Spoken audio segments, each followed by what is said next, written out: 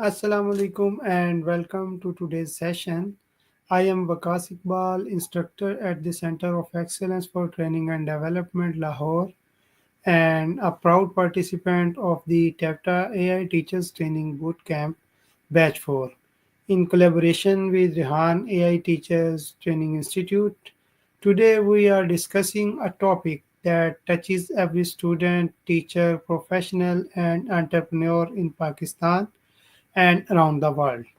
How to deal with criticism and use it to improve. Criticism can feel uncomfortable, but if we understand it correctly, it becomes a powerful tool for growth. With us today is our guest, who is David, who will help us break down their topic in a simple, practical, and positive way. Let's begin our conversation with David. Assalamu alaikum, David. How are you? Welcome to the show. Walaikum assalam Wakiz. I'm doing great, thanks for having me. Excited to be here and chat about something so important. Let's dive in. Okay, David, my first question is, what is criticism in simple words? Criticism is basically when someone gives you feedback about something you did, like pointing out what worked and what didn't. It can be positive or negative, but the goal is to help you improve or see things from a different angle. Absolutely. Why do people feel hurt when they receive criticism? People feel hurt because criticism can feel like a personal attack, even if it's not meant that way. It hits our ego or self-esteem, especially if we're proud of what we did. Plus, sometimes the way criticism is delivered can come off harsh, making it harder to take in without feeling defensive. Absolutely. What is the difference between helpful criticism and harmful criticism? Helpful criticism is constructive, it's specific, focused on behavior or work, and offers suggestions for improvement. Harmful criticism, on the other hand, is vague, personal, or just meant to put someone down without offering a way to get better. The tone and intent make a big difference. You explain very well. How can someone identify positive growth focused criticism?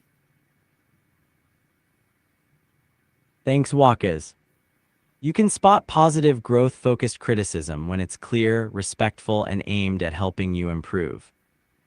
It usually comes with examples or suggestions, and the person giving it cares about your progress, not just pointing out flaws. It feels like a conversation, not an attack. Right. Why do we react emotionally to criticism? We react emotionally because criticism can trigger our natural defense mechanisms. It feels like a threat to our self-worth or identity, so our brain kicks in with emotions like hurt, anger, or embarrassment to protect us. It's a normal reaction, but being aware of it helps us manage those feelings better. Ready for the next question whenever you are. Yeah, sure. Why is criticism common in workplaces and institutions in Pakistan? Criticism is common in workplaces and institutions in Pakistan because there's often a strong focus on hierarchy and accountability. People want to make sure standards are met, so feedback, sometimes blunt, is given to keep things on track. Also, multiple communication styles can be direct, which makes criticism more frequent but not always delivered constructively. Yes. How can students handle criticism from teachers in Pakistan? Students can handle criticism from teachers by staying open-minded and remembering that the goal is to help them improve. It helps to listen carefully, ask for clarification if needed, and avoid taking it personally. Reflecting on the feedback later and using it to adjust their work or behavior makes criticism a tool for growth instead of a setback. Right. How can teachers manage criticism from parents or administration? Teachers can manage criticism from parents or administration by staying calm and professional, listening actively, and trying to understand the concerns behind the feedback. It's important to separate personal feelings from the message and respond constructively. If the criticism is unclear, asking for specifics helps. Using it as a chance to improve their teaching or communication builds trust and shows commitment. Right. Why does social media criticism affect people so much in Pakistan? Social media criticism hits hard in Pakistan because it's public and often comes from a wide audience, which can feel overwhelming. Plus, people here tend to value community opinion a lot, so negative comments can feel like personal judgment. The anonymity online also sometimes brings out harsher criticism than face-to-face, making it tougher to brush off. Right. What mindset should we adopt before responding to criticism?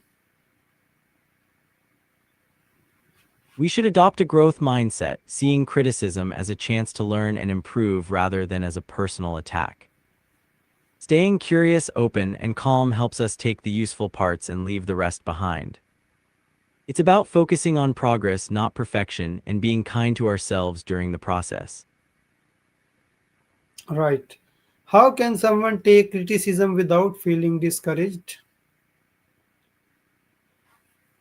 To take criticism without getting discouraged, it helps to separate your self-worth from the feedback. Remember that everyone makes mistakes and growth comes from learning. Focus on the specific points you can improve and treat criticism like a tool, not a judgment.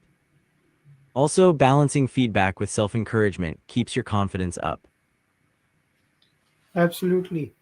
How can we stay calm when someone criticizes us harshly? Staying calm starts with taking a deep breath and pausing before reacting. Remind yourself that harsh criticism often says more about the other person's mood or perspective than about your worth. Try to listen without immediately defending yourself, and if needed, step away for a moment to cool down before responding. It's all about managing your emotions first. Right. What are polite ways to reply criticism? Polite replies can be simple and respectful, like, "Thanks for the feedback, I'll think about that," or "I appreciate you pointing that out." If you want to clarify, you can say, "Could you help me understand that better?" Keeping your tone calm and open shows you're willing to listen without getting defensive. Okay. How can someone turn criticism into improvement? Turning criticism into improvement means first really listening to what's being said, then figuring out which parts are useful for your growth. After that, make a plan to work on those areas, whether it's practicing a skill, changing a habit, or adjusting your approach. Checking back later to see if you've improved keeps the cycle going. It's about taking action, not just hearing the feedback. Right. Why is it important to thank people who give help, constructive criticism? Exactly, walk is. Saying thanks for constructive criticism shows you value the person's input and are open to growing. It helps keep the conversation positive and makes it easier to get helpful feedback in the future. Right. What is one daily habit to become emotionally stronger against criticism? One daily habit I'd recommend is practicing self-reflection. Take a few minutes each day to think about any feedback or criticism you got and how you responded. Ask yourself what you learned and how you can use it. Over time, this builds emotional resilience and helps you separate your worth from the criticism itself.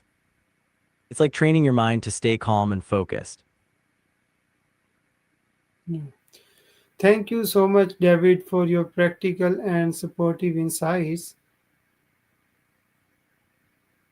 You're welcome, Wakas.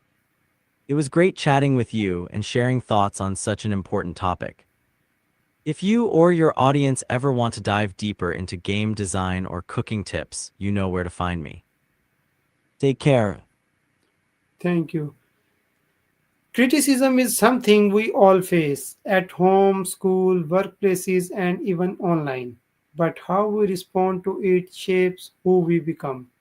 To all our listeners, remember criticism is not an attack, it can be a guide. When you listen with an open heart, you grow with an open mind. Use criticism to upgrade your skills, strengthen your character, and improve your journey. Thank you for joining us today. We will meet in another session. Allah Hafiz. Allah Hafiz Waqiz.